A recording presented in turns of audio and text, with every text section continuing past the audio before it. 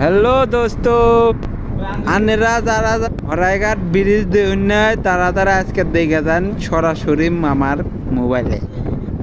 ভিডিওটা দেখে সাবস্ক্রাইব আর কমেন্ট করবেন, না লাইক করবেন, আর পারলে সাবস্ক্রাইব করবেন, ঠিক আছে? ভিডিওটার মধ্যে আর বেশি পেছাল পারলাম না, চুপ করে চাই দেখেন, তারপর লাস্টে একটা সাবস্ক্রাইব মারবেন।